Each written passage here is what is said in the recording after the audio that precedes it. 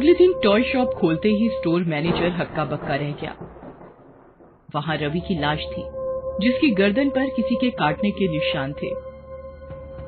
Police आई और उन्होंने अपनी जांच शुरू कर दी, पर उन्हें कोई भी क्लू नहीं मिला जिससे पता चले कि रवि कैसे मरा था। कई दिनों तक टॉय शॉप बंद थी और भीतर रह रही भूतिया गुड़िया सारे खिलौनों को अपने वश में किए जा रही थी। लगभग 1 महीने बाद टॉय शॉप को फिर खोला गया। इस 1 महीने में भूतिया गुड़िया ने किसी का भी शिकार नहीं किया था। टॉय शॉप के खुलते ही वो खुश हो गई। अब आएगा मजा। उस दिन उस मॉल में चिंटू अपने मम्मी पापा के साथ आया था। तभी उसकी नजर उस टॉय शॉप पर पड़ी। पापा, मुझे नया टॉय चाहिए। बेटा, पर पिछले महीने तो तुमने रिमोट वाली कार ली थी। वो पिछले महीने ली थी, मुझे अभी न्यू टॉय चाहिए, अभी के अभी। ठीक है, चलो। चिंटू और उसके मम्मी पापा उस टॉय शॉप में गए और चिंटू सारे टॉयज अच्छे से देखने लगा। अरे वाह पापा, यहाँ तो बहुत सारे टॉयज हैं। हैं तो, पर मैं तुम्हें बस एक ही टॉय दिलवाऊंगा, अच्छे से देख लो। चिंटू की नजर एक बड़े से बंदर के टॉय पर गई। पापा, मुझे ये बंदर चाहिए। पर तेरे पास पहले से एक बंदर है ना? अरे मम्मी, वो अलग है और बहुत छोटा है। ये देखो, ये कितना बड़ा है, मुझे यही चाहिए। पक्का ना चिंटू? हाँ पापा, पक्का। चिंटू के पापा ने वो खिलौने वाला बंदर खरीद लिया और यहाँ शेल्फ पर बैठी भूतिया गुड़िया के चेहरे पर मुस्कान आ गई। चिंटू ने खिलौने वाले बंदर को अपने साथ अपने बेड पर सुला दिया। आधी रात को बंदर ने अपनी आंखें खोली और वहाँ टॉय शॉप में बैठी भूतिया गुड़िया हंसने लगी। उठ जा बंदर, मार दे उस चिंटू को। खिलौने वाले बंदर ने अपनी आंखें झपकाई और उठकर चिंटू के सीने पर बैठ गया और चिंटू की गर्दन दबाने लगा। पापा, मम्मी। चिंटू की आवाज सुनकर उसके मम्मी पापा दौड़ते हुए उसके कमरे में आए, पर तब तक बंदर वापस खिलौना बन चुका था। क्या हुआ बेटा? ये बंदर मुझे मार रहा था। इसने मेरा गला दबाया। क्या? ये खिलौने वाले बंदर ने तेरा गला दबाया? हंसिए मत, जरूर चिंटू ने कोई बुरा सपना देखा होगा। नहीं पापा, मैं सच बोल रहा हूँ, इस खिलौने वाले बंदर ने मेरा गला दबाया था। पहले तो इस बंदर को खरीदने की जिद करते हो और अब इससे डर रहे हो। अच्छा है। माँ, ये बंदर सच में मुझे मार देगा। ऐसा कुछ नहीं होगा बेटा, देख मैं इस बंदर को स्टोर रूम में बंद कर देती हूँ। तू आराम से सो, तुझे कुछ नहीं होगा। ठीक है मम्मी। चिंटू की मम्मी ने खिलौने वाले बंदर को स्टोर रूम में रख दिया और बाहर से दरवाजा लॉक कर दिया। अब ये बंदर बाहर नहीं आएगा, देख ले। चिंटू ने अपनी मुंडी हिलाई और फिर अपने कमरे में जाकर सो गया और उसके मम्मी पापा भी अपने कमरे में चले गए। कितना डरपोक है चिंटू, एक खिलौने से डर रहा है। बच्चे ऐसे ही होते हैं, पता नहीं उन्हें कब कौन सी चीज से डर लग जाए। चलो हम भी सो जाते हैं। हाँ, चिंटू के मम्मी पापा भी सो गए और लगभग रात के 3 बजे उन्हें किसी चीज के पटकने की आवाज सुनाई दी। लगता है घर में कोई घुस आया है।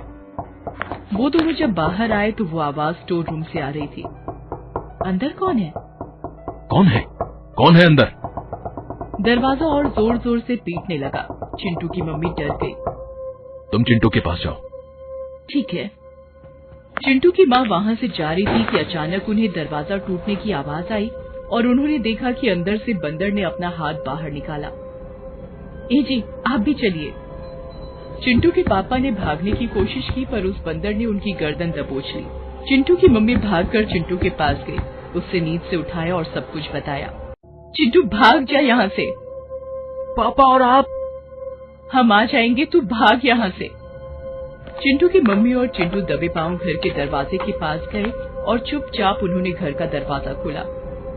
चिंटू दूर भाग जा, मैं पापा को लेकर आती हूँ, तू वापस मत आना। चिंटू ने रोते हुए अपनी माँ की बात मानी और घर से भाग गया। तभी चिंटू की माँ को चीखने की आवाज सुनाई दी और वो दौड़ के स्टोर रूम के पास गई। उन्होंने देखा कि उस बंदर ने चिंटू के पापा की गर्दन पर अपने दांत गड़ाए हुए थे। भाग जाओ, जल्दी भागो। चिंटू की मम्मी रोए जा रही थी। उन्हें समझ नहीं आ रहा था कि वो क्या करे। भागो भागो। चिंटू के पापा ने चीखते चीखते दम तोड़ दिया। नहीं।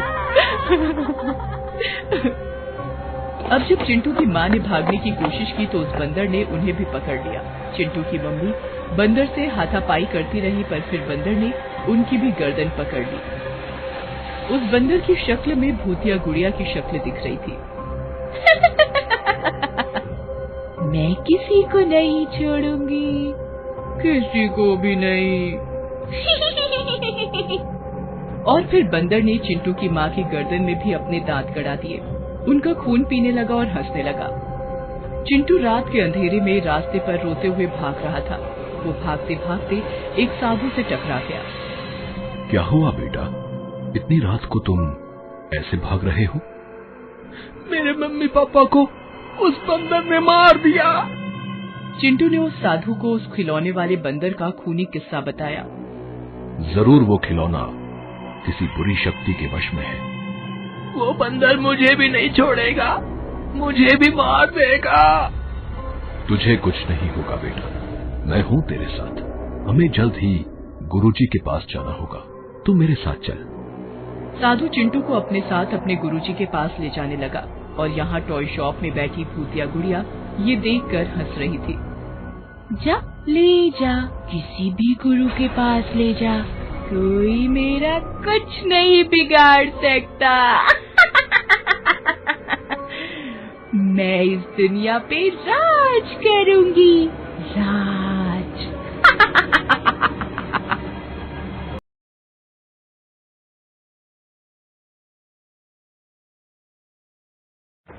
बस्ती वालों ने गुड़िया को कब्रिस्तान में दफन तो कर दिया था, पर उनको कहाँ पता था कि 20 साल बाद उसी कब्रिस्तान पर बड़ा सा आलीशान मॉल खड़ा हो जाएगा।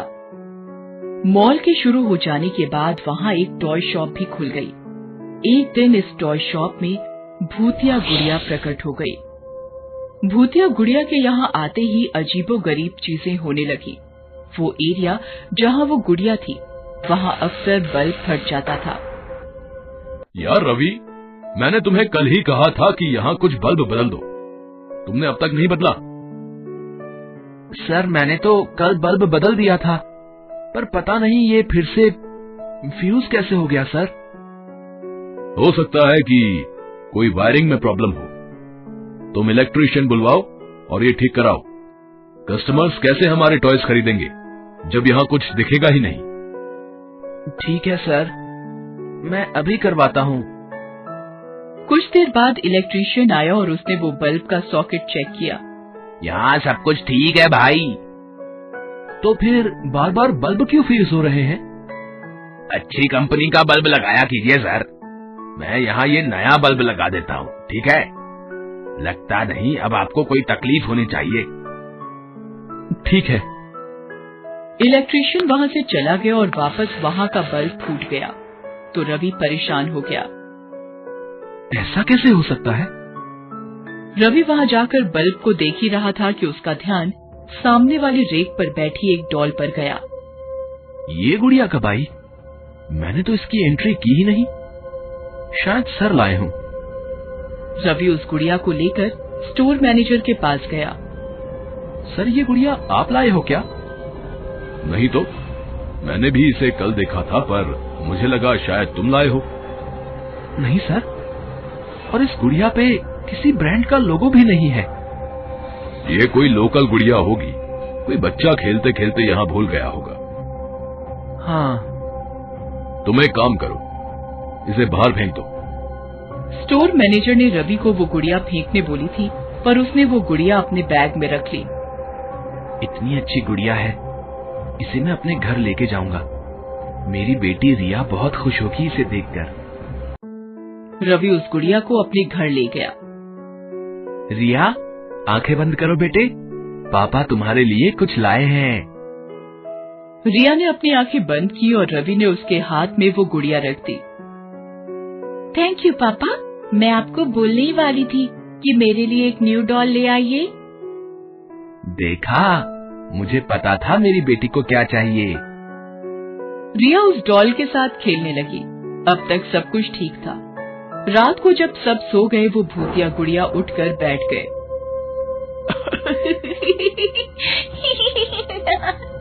नया शिकार, अब मजा आएगा। रात को उस गुड़िया ने रिया को जगाया। रिया, उठो रिया, मैं तुम्हारी दोस्त हूँ। क्या हुआ? चलो खेलते हैं। मुझे नींद आ रही है, सोने दो ना। मैंने कहा ना, चलो खेलते हैं। नहीं, मैं सो रही हूँ। भूतिया गुड़िया ने रिया को घसीटना शुरू कर दिया। रिया डर गई और चिल्लाने लगी, पापा पापा पापा। रिया की आवाज सुनकर रवि और उसकी पत्नी उठ गए। रिया कहाँ है? अभी यही तो थी, कहाँ जा सकती है? ढूंढो उसे। रवि और उसकी पत्नी ने रिया को पूरे घर में ढूंढा, वो यहाँ नहीं है। ये देखो, घसीटने के निशान। शायद कोई हमारी रिया को घसीटते हुए ले गया। पर क्यों? मेरी बच्ची। तू रो मत, मैं रिया को ढूंढ कर लेके आऊंगा। तू यहीं रुक, कहीं वो वापस लौटे तो मुझे फोन कर देना। ठीक है।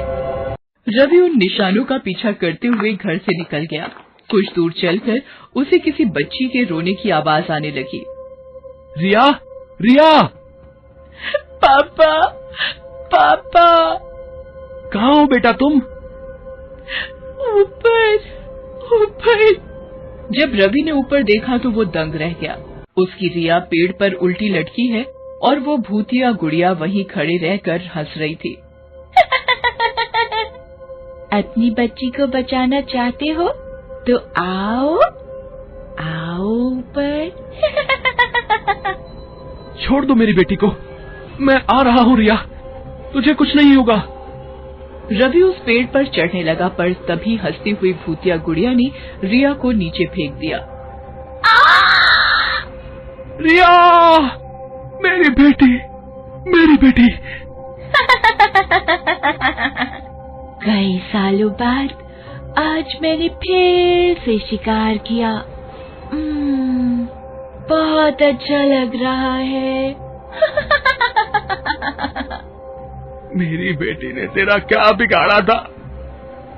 तूने उसकी जान क्यों ली? पापी गुड़िया, क्यों ली? क्योंकि मुझे मजा आता है। इंसानों को दर्द देने में अलग ही मजा है।